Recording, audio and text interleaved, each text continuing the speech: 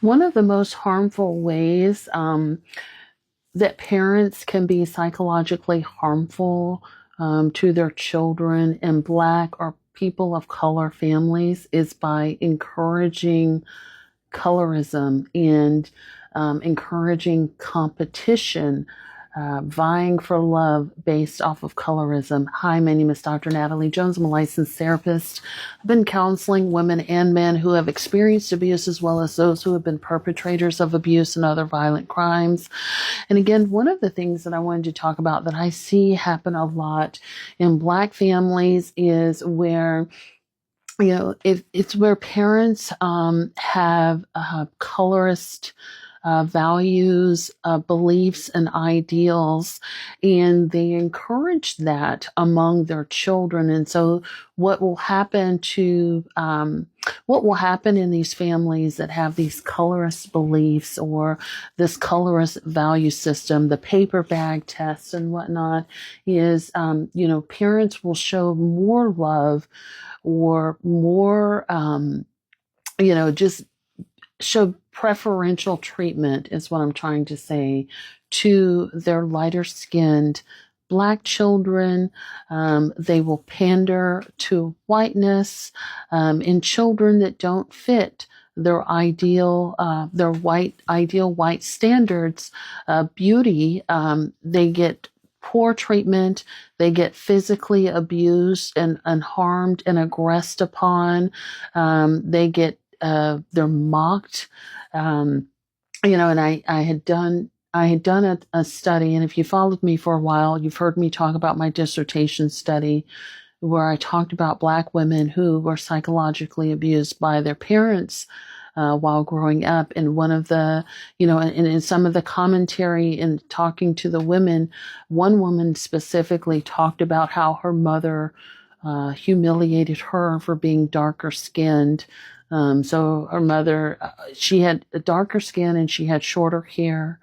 And so her mother would, sort of mock her dark skin or keep her hidden away. I've actually talked about I've actually had friends who also talked about how their mother would keep them hidden.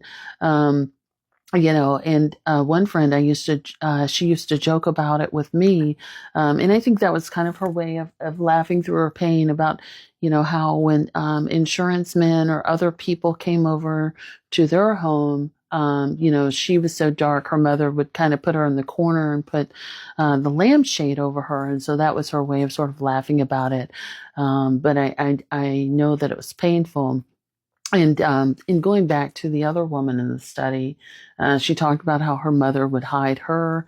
Her mother wouldn't allow her to go with her to certain places. One of those places would be like the beauty salon and things like that, where her sister was allowed to go and get her hair done and always be, always look her best. Her mother would not pay attention to her and would even, call judgment and make jokes about her in front of other people that lived in their apartment.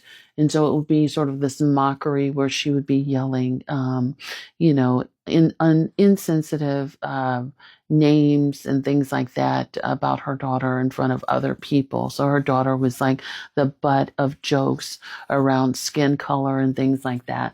But there's other ways, parents could be, sensitive, be insensitive when it comes to color with their children, making their children take bleach baths or use bleaching creams and constantly encouraging that, making remarks about how dark their child is, being ashamed of how dark their child is or how their hair looks, in all of the things that makes your skin beautiful, right? And so your parents can do that.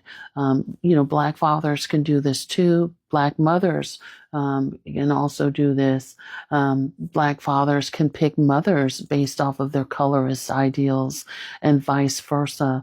So even just the picking of the partner, like I don't want to have a dark skinned partner or a dark skinned parent to my children. Do I want my children to look lighter and brighter and be more beautiful?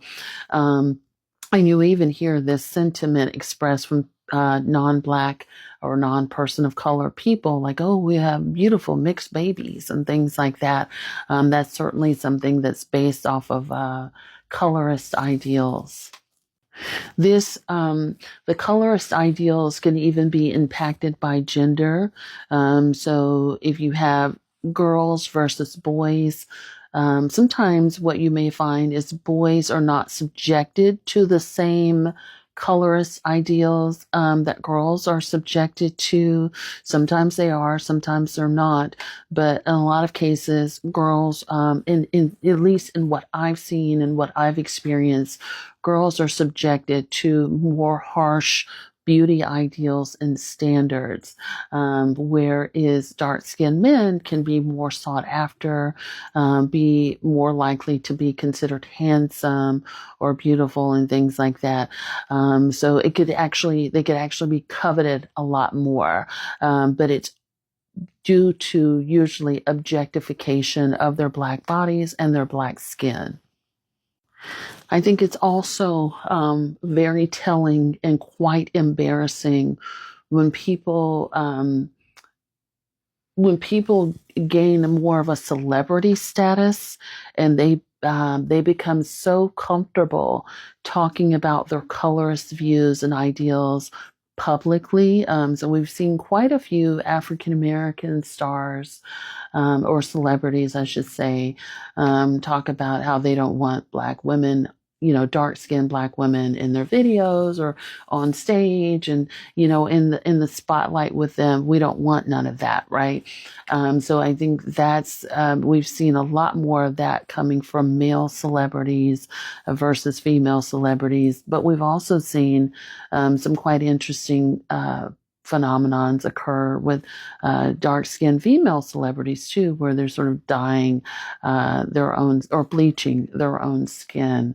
But colorism definitely can play a part and does play a part in many black or people of color families in terms of physical abuse, also sexual abuse, but definitely in terms of psychological and verbal abuse as well.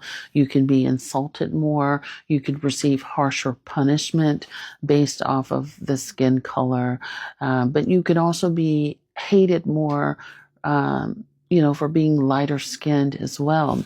So there can also be aggression that works both ways. And while lighter skin can be more sought after, you could also be hated because of being considered more beautiful. So you may be subjected to more punishment, more lashing out from siblings because they feel like you have an unfair advantage for that. So be on the lookout for colorism and the role that it plays in abuse. And colorism itself is based on slavery, slave-based practices.